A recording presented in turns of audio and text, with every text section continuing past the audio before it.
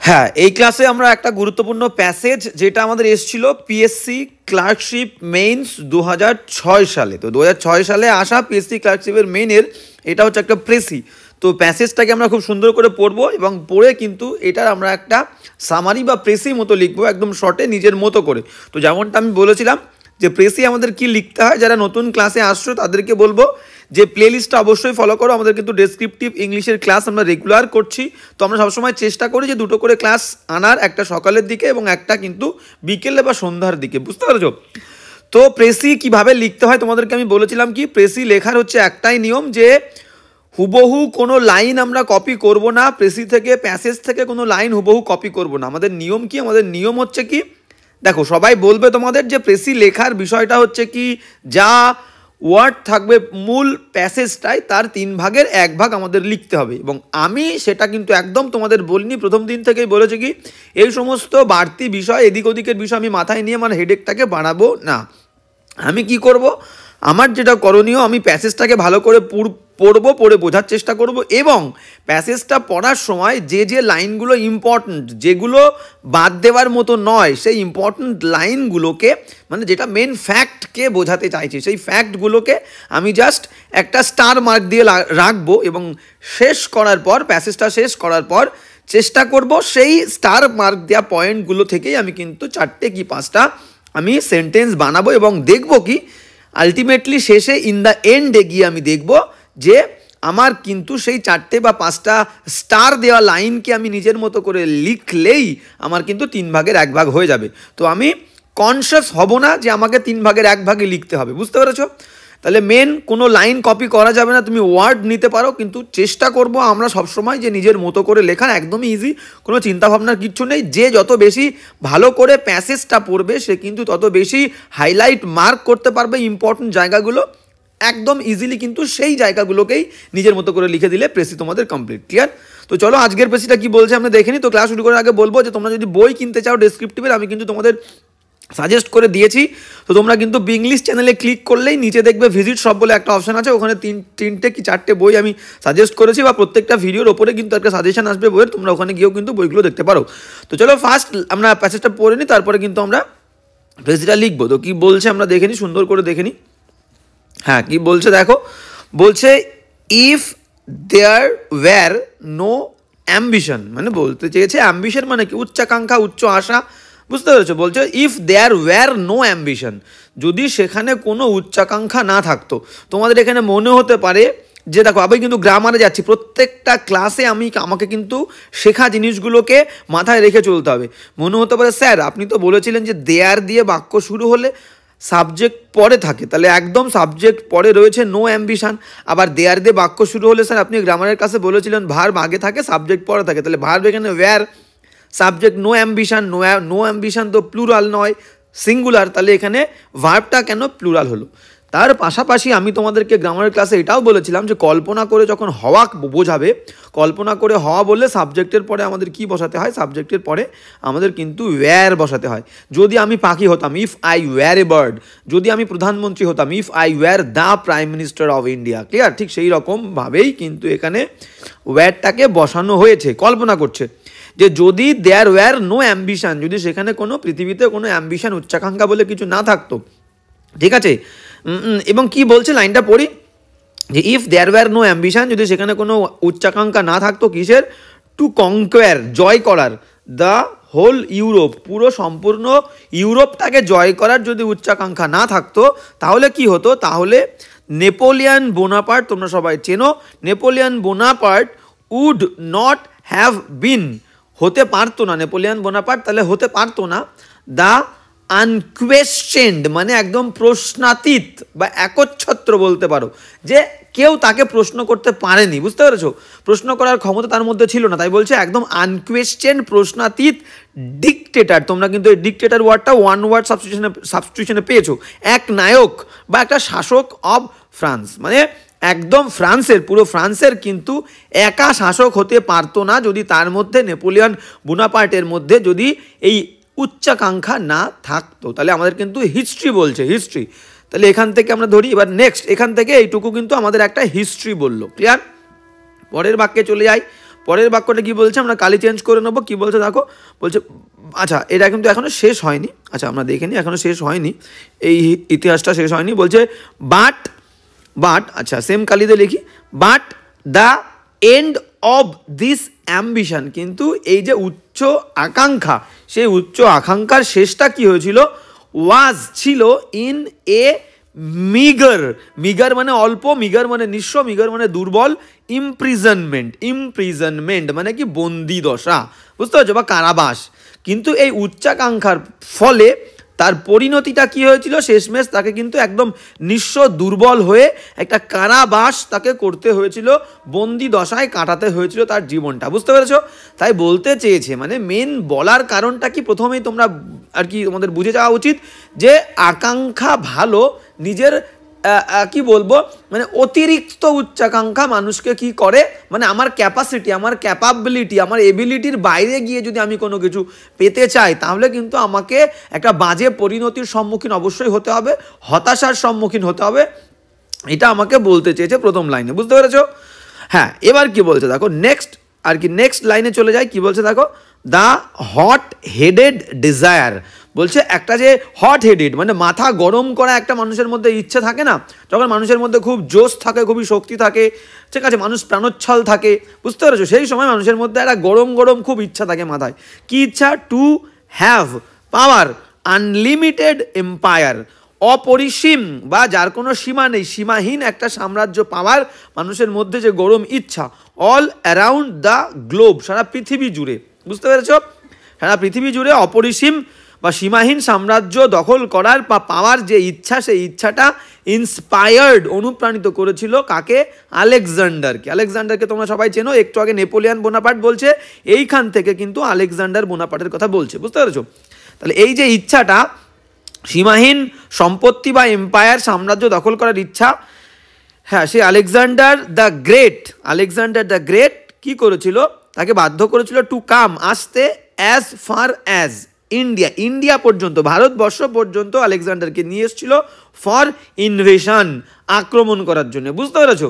মানে সে নিজের ক্ষমতা, ক্যাপাবিলিটি, এবিলিটি, কি ডিফিকাল্টির মধ্যে তাকে যেতে হবে, এটা কি তার পক্ষে আদৌ সম্ভব, সে এসব কিছু না ভেবে শুধুমাত্র কিন্তু ডিজায়ার মানে তার যে উচ্চ আকাঙ্ক্ষা, সেই আকাঙ্ক্ষার বশবর্তী হয়ে সে কিন্তু ভারতবর্ষ পর্যন্ত চলে এসেছিল, এবং তার জন্য তাকে অনেক পরিশ্রমও করতে হয়েছিল। তাই বলছে পরের লাইন দেখো, দ্য লেবোরিয়াস, এই যে শ্রম সাধ্য, ঠিক আছে, এই যে বিরাট পরিশ্রমের যে কাজ, এই যে যাত্রাটা, কজড হিজ ডেথ, তার মৃত্যু ঘটিয়েছিল, বুঝতে পেরেছো। সে আবার সেম কথা কিন্তু এই লাইনেও বলছে, একটা ইতিহাসের এক্সাম্পল দিচ্ছে, প্রথমে নেপোলিয়ান বোনাপার্ট বললো, তারপরে কিন্তু আলেকজান্ডার বললো, ক্লিয়ার। তাহলে এখান থেকেও কিন্তু আমরা বুঝতে পারছি, তাহলে এই যে অংশটা, এই অংশটা থেকেও কিন্তু আমাদেরকে যেটা বলতে চেষ্টা করছে প্যাসেজ, যে উচ্চ আকাঙ্ক্ষা ভালো নয়, মানে আকাঙ্ক্ষা ঠিক আছে, নিজের মধ্যে ইচ্ছা থাকা ভালো, কিন্তু অতিরিক্ত ইচ্ছা মানুষকে কিন্তু মৃত্যুর মুখে বাজে পরিস্থিতির শিকার কিন্তু হতে হচ্ছে, সেটা কিন্তু বোঝাচ্ছে, ক্লিয়ার। এবার নেক্সট পরের এক্সাম্পল কি বলছে আমরা দেখে নিই, আবার আমরা কালি চেঞ্জ করি, কিং থেকে বলছে কিং মিদাসের গল্প হয়তো আমরা অনেকে শুনে থাকবো ইতিহাসে, বলছে king Midas loved gold, king Midas কিন্তু ভালোবাসতেন গোল্ড, সোনাকে, সো মাচ, এতটাই ভালোবাসতেন, দ্যাট যে he had to lose his beloved daughter, সে বাধ্য হয়েছিল তার প্রিয় ভালোবাসার যে মেয়ে, সেই মেয়েটাকেও কিন্তু হারাতে বাধ্য হয়েছিল, in his pursuit of gold, clear. এই পর্যন্ত একটা। তাহলে এখানে এক্সাম্পল কি বলছে, যে কিং মিদাস ভালোবাসতেন, তার সোনাকে প্রচুর ভালোবাসতেন, কিন্তু এতটাই ভালোবাসতেন যে সে তার প্রিয় মেয়েকেও কিন্তু এই যে সোনার খোঁজে সে কিন্তু হারাতে বাধ্য হয়েছিল, মানে তার লোভটা, তার আকাঙ্ক্ষাটা, তার ইচ্ছা, উচ্চাসা এতটাই, ঠিক আছে, নিজের প্রিয় মেয়েকেও কিন্তু তাকে হারাতে হয়েছিল। তাহলে তাই এখানেও কিন্তু সেম বলছে, উচ্চ আকাঙ্ক্ষা মানুষকে কিন্তু একটা বাজে পরিণতির শিকার তৈরি করছে, ক্লিয়ার। তাহলে এই যে তিনটে আর কি এক্সাম্পল আমাদেরকে দিল, এটাকে আমরা অ্যালিউশন বলতে পারি, মানে কোনো একটা উদাহরণ যখন আমাকে দেয় সেটাকে, ঠিক আছে, অতীতের উদাহরণ আমাকে দিচ্ছে, মানে অতীত আমাকে কি বোঝাচ্ছে, তিনটে এক্সাম্পলের মধ্যে দিয়ে হিস্ট্রি কিন্তু আমাদেরকে বলছে, কি বলছে, যে উচ্চ আকাঙ্ক্ষা মানুষের মধ্যে একটা ব্যর্থতা, একটা ফ্রাস্ট্রেশন বা একটা ডেথ কিন্তু বয়ে নিয়ে আসে, মানে ভালো রেজাল্ট একেবারেই বয়ে আনে না। তো আমরা কি এই পুরোটাকে আমি এই পুরোটা মুছে দিই, মুছে দিয়ে এই পুরোটা কিন্তু আমি একটা পয়েন্ট করে লিখতে পারি, ঠিক আছে? যে এই পুরো বিষয়টা দেখো, এই যে এইখান থেকে যদি আমি শুরু করি, প্রথম থেকে কিন্তু আমাকে একদম কোথায়, এই যে গোল্ড, ক্লিয়ার, এই গোল্ড পর্যন্ত, তাহলে এই পর্যন্ত আমি কিন্তু একটা স্টার মার্ক দিলাম। তাহলে এই পুরোটাকে আমি এইভাবে লিখতে পারি যে ইতিহাস আমাদেরকে শেখাচ্ছে বা শিখিয়েছে, ইতিহাস আমাদেরকে বলেছে, ইতিহাস আমাদেরকে দেখিয়েছে যে উচ্চ আকাঙ্ক্ষা টেনে আনে, বয়ে আনে মানুষের কিন্তু বাজে পরিণতি, ঠিক আছে? সেটা ফ্রাস্ট্রেশন হতে পারে, ব্যর্থতা হতে পারে, এমনকি মৃত্যু, ক্লিয়ার? এবার পরের পয়েন্টে চলো। তাহলে 1 নম্বর পয়েন্ট কিন্তু এই লাইনটা আমরা লিখতে পারি। নেক্সট কি বলছে দেখে নাও। নেক্সট কি বলছে আমরা দেখে নেব। নেক্সট বলছে সিমিলারলি, একই রকমভাবে পিপল, মানুষজন, হিপ মানি, মানে বিরাট বড় একটা হিপ, মানে বোঝা, একটা স্তূপ মতো তৈরি করছে পয়সার, এবং এর ফলে লিডিং এ মিজারেবল লাইফ, এর ফলে যে শুধুমাত্র পয়সার বোঝা করছে, কিন্তু পয়সার বোঝা করতে গিয়ে সে কিন্তু একটা দুর্বিষহ জীবন যাপন করছে, অ্যান্ড আলটিমেটলি শেষমেশ মিটিং এ মিজারেবল ডেথ। প্রচুর পয়সা ইনকাম করছে, নিজে কিছু খাচ্ছে না, দাচ্ছে না, এবং মনে করো পয়সা ইনকাম করতে গিয়ে সে তার নিজের স্বাস্থ্যের কথাও ভাবছে না। তাহলে এই যে একটা আকাঙ্ক্ষা, একটা লোভ, অতিরিক্ত ইচ্ছা, সেই ইচ্ছাটা কিন্তু সে মানতে গিয়ে, ভালো করে বোঝো, আমি কিন্তু শুধু পয়সার ইচ্ছা, পয়সার লোভ বলছি না, মানে পয়সার লোভ করতে গিয়ে নিজেকেও তো ভাবতে হবে, নিজের স্বাস্থ্য, নিজের ভবিষ্যৎ, নিজের ব্রেন কিভাবে আমাকে চলতে হবে তার কথাও তো ভাবতে হবে। তাই বলছে অতিরিক্ত পয়সা ইনকাম করতে গিয়ে সে কিন্তু নিজের স্বাস্থ্যের কথা না ভেবে মৃত্যুর সম্মুখীন আলটিমেটলি তাকে কিন্তু হতে হচ্ছে। একটা লাইন বলছে। নেক্সট কি বলছে দেখো, ইন টুডেস ওয়ার্ল্ড, আজকের পৃথিবীতে পিপল ফিল দ্য মাইন্ডস, মানুষজন পূরণ করছে তাদের মাইন্ডসগুলোকে, কাদের মাইন্ডস? অফ দেয়ার চিলড্রেন, তাদের বাচ্চাদের মনগুলোকে পরিপূর্ণ করছে উইথ আনডিউ মানে কি আমরা বলতে পারি যে অতিরিক্ত বা অত্যাধিক অ্যাম্বিশন, উচ্চাকাঙ্ক্ষা দিয়ে তার বাচ্চাদের ভর্তি করে তুলছে। Set them against one another, একে অপরের প্রতি। মনে করে স্কুলে দেখবে বাচ্চা মায়েদের, বিশেষ করে আর কি বলবো আমি, যারা গার্ডিয়ান হয় তাদের মধ্যে বেশি কম্পিটিশান বাচ্চাদের মধ্যে, ক্লিয়ার? তো আমি একটা ছোট্ট স্কুলে পড়াই, তো আমি আরও বেশি ভালো করে জানবো, তোমরাও দেখো, জানবে না তা নয়, তোমরাও জানবে। দেখবে বাচ্চারা যারা স্কুলে পড়ে, বিশেষ করে ছোট স্কুলে, দেখবে মায়েদের মধ্যে যত বেশি কম্পিটিশান, বাচ্চারা কিন্তু ছোট, ওদের মধ্যে অতটা সেই রকম বুদ্ধি নেই, ওরা হেসে খেলে আর কি খেলাধুলো করে হাসি মজার মধ্যে দিয়ে দিনটা কাটাতে যায়। কিন্তু বাচ্চাদের যে গার্জিয়ান, মা বাবাদের মধ্যে কিন্তু, বিশেষ করে মাদের মধ্যে বিরাট কম্পিটিশান, যে তোকে ফার্স্ট হতেই হবে, বিশাল প্রেশার, যে ও পারছে, ও ফার্স্ট হচ্ছে, ও এটা পারছে, তুই কেন পারছিস না? কারোর মধ্যে কিন্তু মায়েদের মধ্যে এই বিষয়টা নেই যে আমার ছেলে কি শিখছে, তাকে আমি শেখানোর প্রতি বেশি মনোযোগ দিই, এটা নয়। তাদের মধ্যে কম্পিটিশান, ওর মেয়ে ডাক্তার হয়েছে, আমার মেয়েকেও আমি ডাক্তার বানাবো, ওর ছেলে ইঞ্জিনিয়ার হয়েছে, আমার ছেলেকেও, আমার মেয়েকেও আমি কিন্তু ইঞ্জিনিয়ার, ডাক্তার বানাবো, বুঝতে পেরেছো? বড় একটা পজিশনে নিয়ে যাবোই। আমার ছেলের কতটা ক্যাপাবিলিটি, কতটা ক্যাপাসিটি, কতটা এবিলিটি, সেটা তো আমাকে বুঝতে হবে, ঠিক আছে? বাচ্চা ছেলের অতিরিক্ত প্রেশার দিতে গিয়ে তার কিন্তু একটা বাজে পরিস্থিতির শিকার তাকে হতে হবে, সে কিন্তু মেন্টাল পেশেন্টও হয়ে যেতে পারে, বুঝতে পেরেছো? এই জিনিসটা আমরা কেউ ভাবি না, তাদের উপরে অতিরিক্ত প্রেশার কিন্তু আমরা চাপিয়ে দিই, এটা একেবারেই ঠিক নয়। তাই বলছে যে set them against one another, একটা বাচ্চাকে আমরা আর একটা বাচ্চার বিরুদ্ধে কিন্তু লেলিয়ে দিই, ঝাঁপিয়ে, মানে তাকে ঝাঁপ দিতে বাধ্য করি, যাও কম্পিটিশান করো ওর সঙ্গে, তোমাকে জিততে হবে, ফার্স্ট হতেই হবে, বুঝতে পেরেছো?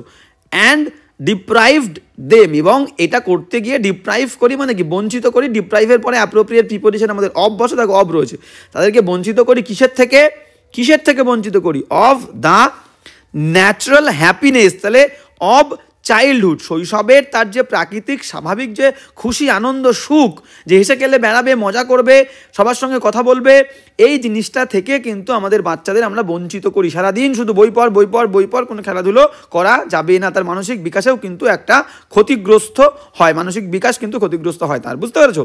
তাহলে এই লাইনটা কিন্তু ভেরি ভেরি ইম্পর্টেন্ট।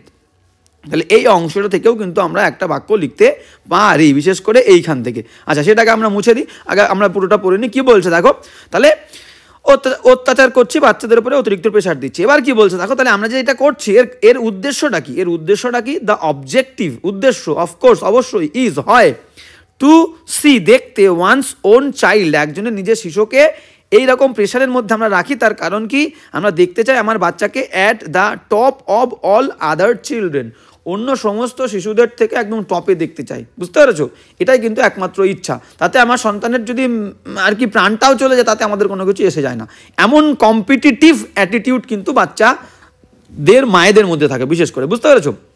কি বলছে দেখো, বলছে বাট কিন্তু উইথ হোয়াট ফিউচার, কিন্তু এমনটা করে আমরা কি ফিউচার পেতে চাই, কি ফিউচারটা অ্যাকচুয়ালি হয় শেষমেশ কি হয়, কি বলছে দেখো, বলছে all the children usually turned out, সমস্ত শিশুরা এত প্রেশারের পরে শেষমেশ কী হবে, রেজাল্টটা অবশ্যই খারাপ হবে, বুঝতে পেরেছো? ক্যাপাবিলিটি এবিলিটির বাইরে গিয়ে যদি আমি তাকে প্রেশার দিই, তো সে কিন্তু আর কি বলবে, হতাশ হয়ে পড়বে, এটা বাজে পরিস্থিতির শিকার হবে।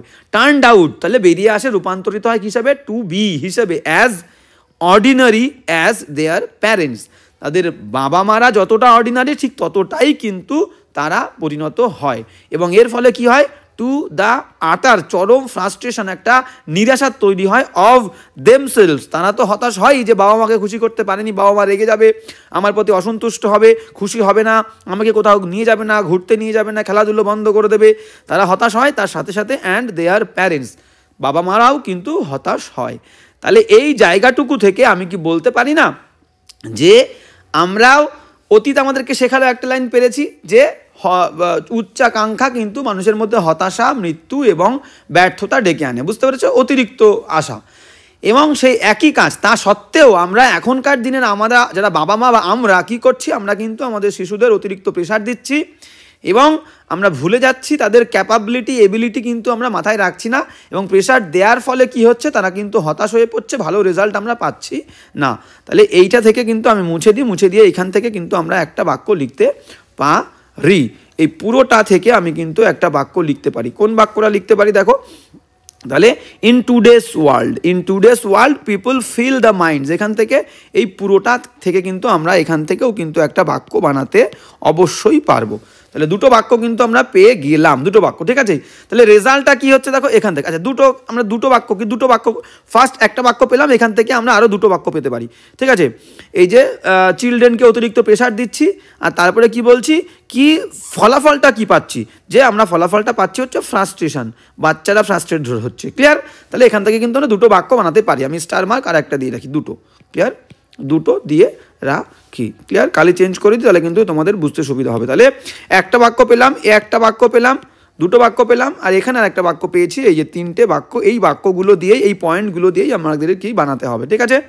এইবার আমরা কিন্তু প্যাসেজের শেষ পর্যায়ে চলে এসেছি। কি বলছে আমরা দেখে নিই, এখানে বলছে ইন অল সাচ কেসেস, এই সমস্ত কেসগুলোতে, যে ওপরে যে কেসগুলো আমরা আলোচনা করলাম, অতীতের ইতিহাস, এই যে আমরা অতিরিক্ত পয়সা জমাতে গিয়ে নিজেদের কথা ভুলে গিয়ে নিজেদের জীবনটা দুর্বিষহ করে মৃত্যুর সম্মুখে আমরা পড়ে যাই, আমরা মারা যাই, নিজের বাচ্চাদেরকে প্রেশার দিচ্ছি, এই সমস্ত কেসগুলোর কথা বলছি। এই কেসগুলোর মধ্যে দ্য এন্টারপ্রাইজ মানে কি, উদ্যোগ, একটা প্রচেষ্টা, ঠিক আছে, কর্মপ্রচেষ্টা, এই কর্মপ্রচেষ্টা ইজ ডাইরেক্টেড, পরিচালিত হচ্ছে কোন দিকে, আমাদের প্রচেষ্টাটা, এই যে প্রেশার দিচ্ছি বাচ্চাদেরকে, কোন দিকে যাচ্ছে এই প্রচেষ্টাটা, টুয়ার্ডস দিকে দ্য রং এন্ড, মানে যে বললাম ফলাফলটা ভালো হচ্ছে না, সেম জিনিস, কজিং ঘটাচ্ছে দ্য ডিস্ট্রাকশন অফ দ্য পারসিউয়ার, এখানে অফ দ্য নেই, এখানে একটা অফ দ্য হবে, ক্লিয়ার? এখানে বলে দিই আমি অফ দ্য পারসিউয়ার, মানে যে পারসিউ করছে, অনুসরণ করছে, এই যে লক্ষ্য উচ্চাকাঙ্ক্ষার পেছনে ছুটছে, তার কি হচ্ছে, ডিস্ট্রাকশন ঘটছে, পতন ঘটছে, একদম ধ্বংস ঘটছে, ক্লিয়ার? নেক্সট চলো, নেক্সট কি বলছে, নান অফ দিস পিপল, এই মানুষজনদের মধ্যে কেউই could measure the limit of their own ability, এই সমস্ত মানুষজনরা কেউ কিন্তু নিজেদের এবিলিটি, ক্ষমতা, দক্ষতা কথা ভাবে না। ভেরি ইম্পর্টেন্ট লাইন, এখান থেকে একটা বাক্য আমরা বানাবো, ক্লিয়ার? তাহলে নিজেদের এবিলিটির কথা কিন্তু আমরা কেউ ভাবি না, আমার বাচ্চার এবিলিটির কথা কেউ ভাবি না, বুঝতে পারছো? তাহলে এবিলিটির বাইরে গিয়ে যে আমি এই কাজটা করতে চাইছি, আমার কি দক্ষতা এবিলিটির মধ্যে পড়ে, এটা পারলে আমি করতে পারি, কোনো সমস্যা নেই, কিন্তু আমার এবিলিটির বাইরে কোনো কাজ করতে গেলে আমাকে তো ব্যর্থতার সম্মুখীন হতে হবেই, বুঝতে পারছো? এবার কি বলছে দেখো, বলছে to try to achieve the impossibility, মানে একদম অসম্ভবকে অ্যাচিভ করার যে চেষ্টা, সেই প্রচেষ্টা ইজ ফুলিশ, বোকামো, এটা হচ্ছে একদম বোকার মতো কাজ, ক্লিয়ার? এবার কি বলছে দেখো, এন্টারপ্রাইজেস, এই প্রচেষ্টাটা উইল বি হবে হেলদি, খুব স্বাস্থ্যকর হবে অ্যান্ড বেনিফিশিয়াল, উপকারী হবে ইফ, যদি, মানে আমাদের যে প্রচেষ্টা, এই প্রচেষ্টাটা স্বাস্থ্যকর হবে এবং বেনিফিশিয়াল, উপকারী হবে if the same has an achievable, যদি আমাদের এই প্রচেষ্টার একটা অর্জন করার মতো একটা প্রচেষ্টা হয়, অ্যান্ড এবং গুড এন্ড, তাহলে যদি আমরা অর্জন করতে পারি এরকম একটা প্রচেষ্টা হয় তাহলে আমাদের কিন্তু এন্ডটাও ভালো হবে। এখান থেকে আমরা কিন্তু দুটো তিনটে বাক্য বানাতে পারি। আদারওয়াইজ, তা না হলে ইট উইল লিড, এটা আমাদেরকে পরিচালিত করবে এ পার্সন লিড, আচ্ছা, it will lead a person, তাহলে এটা একজন ব্যক্তিকে পরিচালিত করবে টু ডিস্ট্রাকশন, ধ্বংসের দিকে ঠেলে দেবে। ক্লিয়ার? এই হচ্ছে পুরো বাক্যটা। তাহলে এখান থেকে আমরা কি কি বাক্য লিখতে পারি একবার সুন্দর করে দেখে নাও। তাহলে এখান থেকে আমরা প্রথমে আমরা বানাতে পারি যে আমাদের এবিলিটির কথা আমরা কিন্তু কেউ ভাবছি না, ঠিক আছে? এই যে নান অফ, এই যে এবিলিটি, এখান থেকে একটা বাক্য আমরা তৈরি করব যে আমরা কেউ কিন্তু আমাদের এবিলিটিটাকে মেজার করি না, ঠিক আছে, আমরা ভাবি না। তাহলে এই যে আগে একটা বাক্য পেয়েছিলাম, এই যে পার্সোয়ার, এই কেসগুলো কি করে, মানুষজনদের প্রত্যেকটা কেসে মানুষজনরা যারা পেছনে পেছনে ছোটে উচ্চাকাঙ্ক্ষার পেছনে, তারা কিন্তু ডিস্ট্রাকশন হচ্ছে, পতন ঘটছে। এটাও কিন্তু একটা লাইন যেটা আমরা লাস্ট লাইনের সঙ্গে জুড়ে দেবো, ঠিক আছে? এই দুটো মিলে কিন্তু একটা লাইন বানাবো। এই যে লাস্ট যেটা, এই যে ফ্রাস্ট্রেশন হলো, বাচ্চাটার ফ্রাস্ট্রেশন, ঠিক আছে, সমস্ত শিশুরা, এখানেও তাই বলছে যে যারা খোঁজে উচ্চাকাঙ্ক্ষার পেছনে ছোটে তাদের কিন্তু ফ্রাস্ট্রেশনের মধ্যে পড়তে হয়, তারা কেউই কিন্তু এবিলিটির কথা ভাবে না। এখানে একটা লাইন পেলাম। এইবার কি বলছে দেখো, এবার এখানে একটা লাইন বলছে যে এটা তো বোকামো, যে উচ্চাকাঙ্ক্ষার পেছনে এবিলিটির বাইরে গিয়ে আর কি ছোটাটা, এটা বোকামো। এবং কি বলছে দেখো, এই যে এন্টারপ্রাইজটা, এই যে উদ্যোগটা, এটা হবে কি, এটা হবে হেলদি, বেনিফিশিয়াল, যদি আমরা অ্যাচিভেবল, অর্জন করার মতো একটা লক্ষ্য খুঁজি, তাহলে আমাদের রেজাল্টটাও গুড হবে। এটাকেও কিন্তু আমরা একটা লাইন বানাতে পারি। ক্লিয়ার? তাহলে এই যে পয়েন্টগুলো আমরা দাগালাম, সেই পয়েন্টগুলোই আমরা পড়লাম। প্রথম পয়েন্টটা থেকে আমরা কি পড়ছি আরেকবার দেখে নাও, যে ইতিহাস আমাদেরকে শিখিয়েছে বা দেখিয়েছে বা বলেছে যে উচ্চাকাঙ্ক্ষা বয়ে আনে মানুষের জীবনে মৃত্যু, ফ্রাস্ট্রেশন, ব্যর্থতা। First line. সেকেন্ড লাইন কি বলছে আমাদের দেখো, সেকেন্ড লাইন যেটা আমরা দাগিয়েছি, যে আজকের দিনেও তা সত্ত্বেও, ইতিহাস থেকে আমরা শিখেছি, ইতিহাস আমাদেরকে দেখিয়েছি, তা সত্ত্বেও আমরা আমাদের বাচ্চাদেরকে কি করছি, যে অতিরিক্ত প্রেশার দিচ্ছি, ঠিক আছে, নিজেদের গোলটাকে স্যাটিসফাই করার জন্য। এর ফলে কি হচ্ছে, ফলস্বরূপ কিন্তু পরিণতিটা কি হচ্ছে, পরিণতি ফ্রাস্ট্রেশন হচ্ছে, বাচ্চারা কিন্তু ভেঙে পড়ছে, বাজে পরিস্থিতির সম্মুখীন হচ্ছে। একটা বাক্য, তিনটে বাক্য বলতে পারি।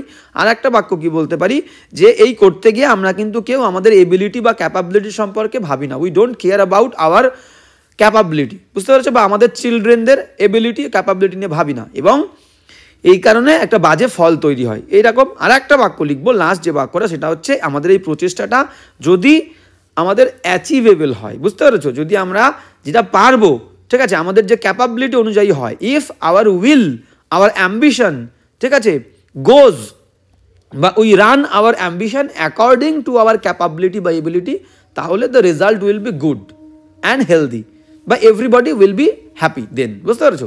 এই হচ্ছে পুরো প্যাসেজটা, এই বুঝে গেলাম। এবার কিন্তু দেখো আমরা লেখার চেষ্টা করবো, পয়েন্টগুলো বুঝে গেলাম। এবার আজকে আমি তোমাদের পয়েন্টগুলো লিখে দিয়েছি, দেখো, তাহলে সুন্দর করে তোমরা কিন্তু বুঝতে পারবে।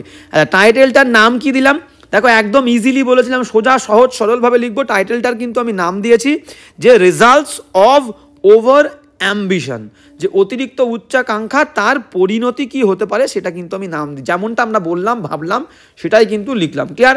একদম ইজি, কোনো সমস্যা নেই। যে টাইটেল বলে একটা বিরাট কঠিন কোনো ইডিয়াম আমাকে দিতে হবে, কোনো একটা কঠিন শব্দ আমাকে ভাই আনতে হবে, আমাকে কিন্তু এক্সামিনারকে ইমপ্রেস করতে হবে, ভুল ভাবছো তুমি, কিন্তু ভুল পথে যাচ্ছ। বুঝতে পেরেছো? সহজ সরল ভাষায় এক্সামিনারকে বোঝাতে হবে, আর এক্সামিনার কিন্তু সহজ সরল ভাষায় বুঝবে। তোমার ওই প্যাচালো উল্টো পাল্টা কথা কিন্তু এক্সামিনার বুঝবে না। বুঝতে পেরেছো? যে যত সহজ সরল ইজিলি লিখবে তার নাম্বার তত বেশি ভালো হবে। কি বলছে দেখো, বলছে আমি ফার্স্ট লাইনটা যেমনটা তোমাদেরকে বলেছি তেমনটাই কিন্তু লিখেছি, যে হিস্ট্রি হ্যাজ শোন, ইতিহাস আমাদেরকে দেখিয়েছে, আমাদেরকে দ্যাট, যে ওভার অ্যাম্বিশন, অতিরিক্ত উচ্চাকাঙ্ক্ষা, অতিরিক্ত আশা কি হয়, ব্রিংস নিয়ে আসে, অনলি শুধুমাত্র ফ্রাস্ট্রেশন, ফেইলিওর, ফ্রাস্ট্রেশন মানে কি নিরাশা বা নৈরাশ্য, ফেইলিওর ব্যর্থতা, অ্যান্ড ডেথ মৃত্যু, ইন দ্য এন্ড শেষমেশ। দেখো যা বললাম আমি সেই বাক্যটাই লিখলাম, ফার্স্ট বাক্য। সেকেন্ড বাক্য কি বলছে, এটা একটা বাক্য। সেকেন্ড বাক্য কি বলছে দেখো, বাট কিন্তু, স্টিল তা সত্ত্বেও, উই আর আমরা, putting pressure on our children আমাদের বাচ্চাদের ওপরে আমরা কিন্তু প্রেশার দিচ্ছি। বুঝতে পেরেছো? টু স্যাটিসফাই আওয়ার গোল, আমাদের নিজেদের যে গোল, বাচ্চাদের নিয়ে আমাদের তো একটা লক্ষ্য থাকে, কিন্তু আমরা বাচ্চাদের ক্যাপাবিলিটি, দক্ষতার কথা ভাবি না। তাই বলছে আমরা তা সত্ত্বেও দিচ্ছি প্রেশার, চাপ অন আওয়ার চিলড্রেন, আমাদের বাচ্চাদের ওপরে, টু স্যাটিসফাই আওয়ার গোল, আমাদের লক্ষ্যকে, আমাদের গোলকে সন্তুষ্ট করার জন্য। বুঝতে পেরেছো? আর একটা বাক্য বললাম যে আমরা তাদের ক্যাপাবিলিটি নিয়ে ভাবি না, তখন সেই বাক্যটাই লিখেছি। কি লিখেছি? We don't, we do not care, আমরা কেয়ার করি না, পাত্তা দিই না, ভাবি না অ্যাবাউট দেয়ার এবিলিটি, তাদের দক্ষতা নিয়ে, সক্ষমতা নিয়ে কিন্তু আমরা একদমই কেয়ার করি না, ভাবি না। এবং এর ফলে কি হচ্ছে দেখো, অ্যাজ রেজাল্ট, এখানে অ্যাজ এ রেজাল্ট দেবে, শুনতে ভালো লাগবে, অ্যাজ এ রেজাল্টটা পড়েনি, এটা পড়েনি। অ্যাজ এ রেজাল্ট, ফলস্বরূপ, উই ফেস, আমরা সম্মুখীন হই, দ্য সেম কনসিকুয়েন্স বা same result as the past. বুঝতে পেরেছো? অতীতের মতো, অতীত আমাদেরকে শিখিয়েছে, আমরা শিখিনি, তাই অতীতের মতো সেম পরিস্থিতির সম্মুখীন বা সেম রেজাল্টের সম্মুখীন কিন্তু আমাদের হতে হয়। তার মানে কি, খারাপ পরিস্থিতির সম্মুখীন হতে হয়, সেটাই বললাম। ক্লিয়ার? কিন্তু এবার কি বলছে দেখো, বলছে ইফ, যদি উই চুজ অ্যাম্বিশনস, যদি আমরা বাছি আমাদের অ্যাম্বিশনসকে, ঠিক আছে, আমাদের অ্যাম্বিশনসকে আমরা বাছি অ্যাকর্ডিং, অনুযায়ী, টু আওয়ার চিলড্রেন্স এবিলিটি, আমাদের শিশুদের দক্ষতা অনুযায়ী যদি আমরা আমাদের উচ্চাকাঙ্ক্ষাগুলোকে চুজ করি, যে আমরা চুজ করব আমাদের বাচ্চাদের এবিলিটি অনুযায়ী, যদি আমরা দক্ষতা, বা আমাদের নিজেদের জন্যও তাই, নিজেদের দক্ষতা অনুযায়ী যদি আমরা আমাদের অ্যাম্বিশনকে চুজ করি, তাহলে কি হবে? The results will be good, রেজাল্টটা, ফলাফলটা ভালো হবে। And they will be happy, they will be happy মানে বাচ্চারাও কিন্তু খুব খুশি হবে। ঠিক আছে? এখানে বাচ্চাদের দিয়ে লিখেছি, তোমরা নিজেদের দিয়েও লিখতে পারো, যে if we choose our goal, বা if we choose our ambition according to our will, তাহলে the results will be good and we will be happy too, আমরাও কিন্তু খুশি হব। এইভাবেও লিখতে পারো, কোনো সমস্যা নেই, কিচ্ছু নেই। এইবার দেখো, এবার তোমাদেরকে বলি যে আমি তো এরকমভাবে লিখলাম, আমি কিন্তু কখনোই, আমি নিজেও করি না, তোমাদেরকেও বলবো না, আমি নিজে কখনো জীবনে এইভাবে কিন্তু শিখিনি, আমি তোমাদেরকেও সেটা শেখাবো না যে আমি এরকম ওয়ার্ড নিয়ে কেয়ার করবো না। এবার দেখো, তাহলে যে মেন পয়েন্টগুলো বলতে চেয়েছে, সেই মেন পয়েন্টগুলো কিন্তু আমি এখানে মেন পয়েন্টস, POINTS পয়েন্টসগুলো আমি এখানে তুলেছি। আমি 4টে কি 5টা বাক্য লিখেছি। কটা বাক্য লিখেছি দেখো, 1টা, 2টো বাক্য লিখেছি, 3টে বাক্য লিখেছি, 4টে বাক্য, 5টা বাক্য, আমি মোট 5টা বাক্য লিখেছি। প্যাসেজটা একটু বড় ছিল, 5টা পয়েন্ট এখানে আছে, তো পয়েন্টসগুলোকে মেনশন করে আমি বাক্য লিখেছি। এইবার দেখো, আমি তোমাদেরকে বলি, এটা যদি আমরা দেখি, এই প্যাসেজটাতে কিন্তু 209, তাহলে আমি 210 ধরি, পুরো এক্স্যাক্টলি 209টা আমি 210 ধরলাম, তাহলে 210টা ওয়ার্ড আছে। এটাকে যদি তুমি 3 দিয়ে ভাগ করো, তাহলে কত হচ্ছে দেখো, 37, 3 7 21, ঠিক আছে, শূন্য নামলাম, এই শূন্যটাকে আমি এখানে দিয়ে দিলাম। ক্লিয়ার? তাহলে কি বললাম দেখো, 370। ক্লিয়ার? তাহলে 70 ইন্টু 3, 221 ধরলাম, তাহলে 70 ওয়ার্ড, অ্যাপ্রক্সিমেটলি 70 ওয়ার্ড, 70টা ওয়ার্ড, ঠিক আছে, হবে। আচ্ছা, এবার আমরা গুণে দেখি, চলো গুণে দেখি কি বলছে, আমরা দেখে নিই, গুণে দেখবো আমরা যে হচ্ছে কিনা। ক্লিয়ার? তো কি বলছে দেখো, বলছে যে আমরা ওয়ার্ডগুলো একবার গুণে দেখি, যে আমাদের 70টা ওয়ার্ড বা না ওয়ার্ডের বেয়ে থাকো, 70টা ওয়ার্ড হচ্ছে 3 ভাগের 1 ভাগ, মানে 70টা ওয়ার্ডের মধ্যে লিখতে হবে। আমি এই কারণেই বলছি বারবার, যে তোমাদের ওয়ার্ড নিয়ে তোমরা একবারও কেউ ভাববে না। বুঝতে পেরেছ?